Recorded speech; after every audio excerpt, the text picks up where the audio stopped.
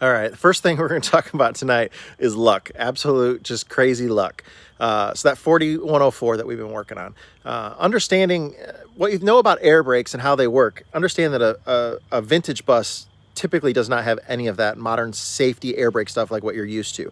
You know, when your air pressure drops below a certain pressure, the brakes automatically apply. Modern trucks, that's what they have.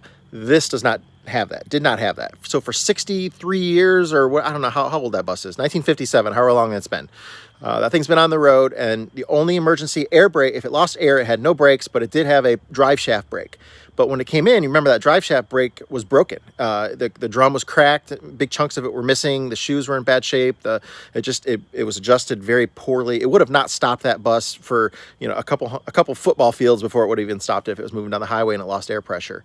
Definitely wasn't safe. So one of the first thing that we decided to do was to add the modern spring brakes to this, and that was one of the safety things that me and Tyler had been working on, and we just got them put on.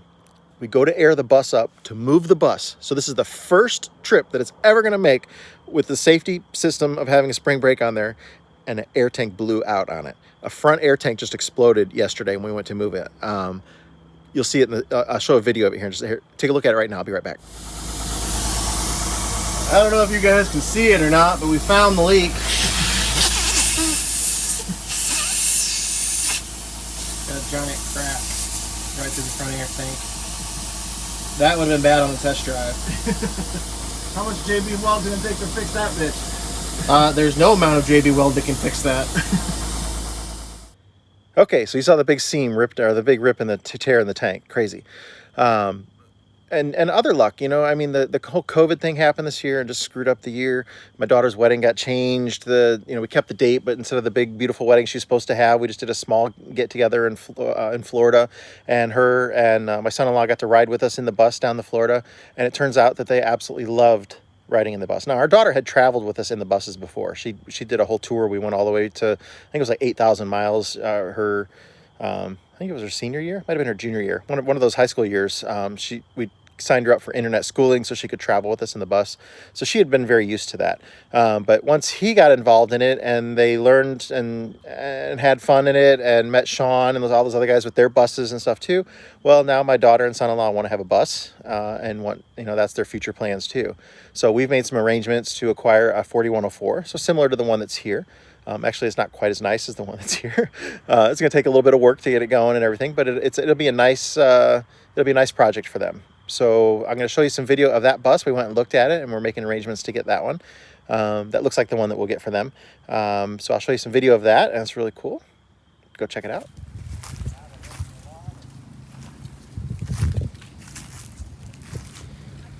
(1957) 4104. It's got nice back glass in it.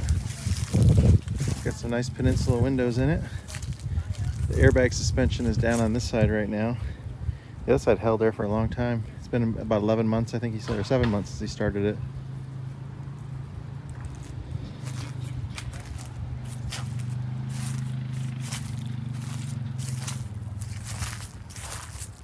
Not too bad. This side looks real good. The other side, just clean it up a little bit. You still got the dog on it. Yeah, you can see the dog outline.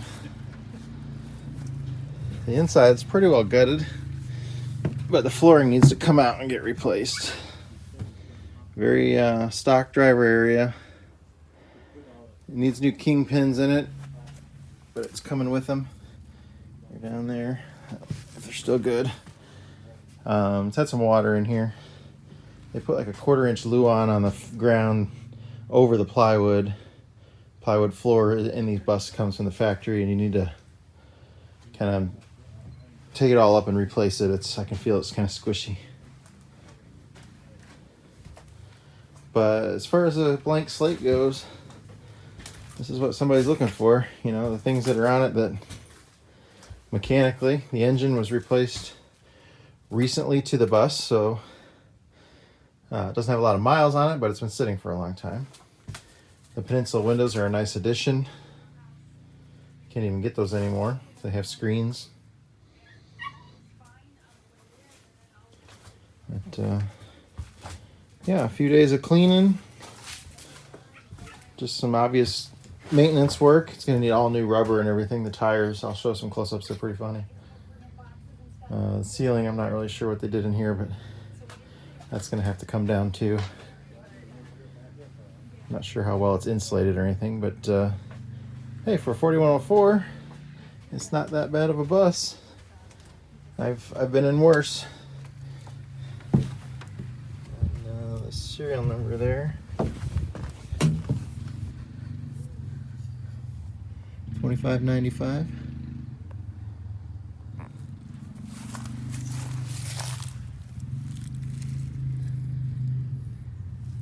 That's a heck of a sidewall crack. That thing goes in a ½ inch. I didn't think the tire was that thick.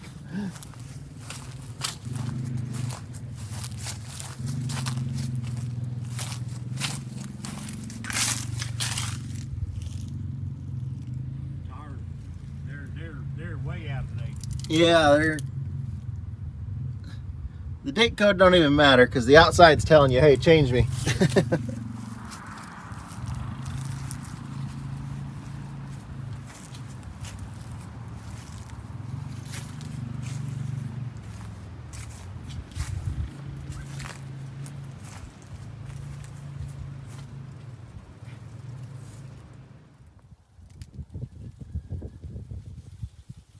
Did you change Lance's 4106 over to automatic? Yeah. I thought that was good. Yeah, it's got a spin-on oil filter. That's a nice upgrade for the 671. It's got Yes. a modern air compressor on it too. So And it's got the alternator been changed over to belt drive.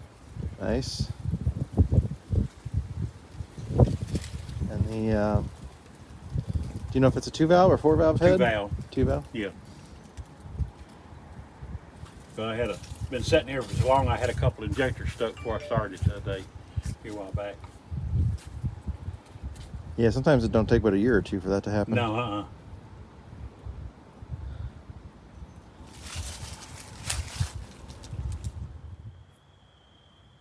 One thing that we've added here to the property is that when Tyler came up, he brought a side-by-side full-size refrigerator, and we've added that to the container. So Kelly now has an extra full-size refrigerator and freezer in the container to store stuff. So we only have an apartment-sized fridge in the bus. So she can take care of buying a little bit more food at a time. Things are on sale and keep them in the fridge, or we just have more space, maybe less trips to the grocery store and stuff like that too. So that's a huge convenience for her, so for us to have that here on the property. And that's another step forward. That was something extra that we had at the house. I just didn't have room to do it. And then we do have the Dodge back. I don't know if I've mentioned that before, but the Dodge is back. It's great.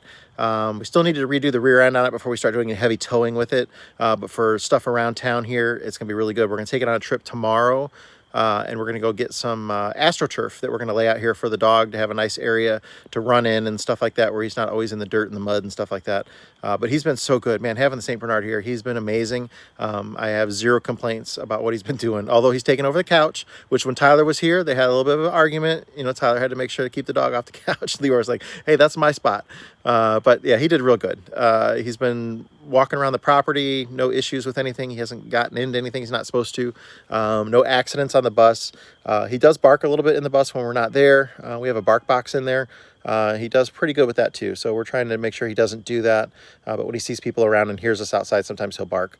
But it's not terrible, and he's getting much better about it. The bark box just puts off a little audio frequency for him, and we only keep it on low. We don't even put it to high, so he minds that real well too. But anyways, that's just a little update about things that are going on and some stuff you'll see in the future. Tyler's going to come back down. We're going to go rescue that 4104 and get that over here to the property. I think that's the next plan, and then obviously we still got to finish up the one here.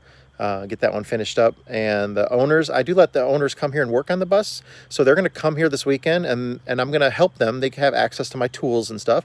So I will get the bus all jacked up, the wheels off it, blocked up and everything safely for them. And they can replace their own airbags on there to save the man hours and the expense from that. Get some sweat equity and get familiar with their own vehicle and stuff too. So I don't have to do all the heavy lifting work, and they have the ability, you know, to have access to my tools and expertise, but can still do the work themselves. So that's where they're going to be. And then they've ordered all new airbags. We're working on getting that new air tank in, new shocks, new studs, a whole bunch. I mean, when he had a good sense of humor about it. When I sent him a notice yesterday saying, hey, we got some problems, he's like, hey, Lance.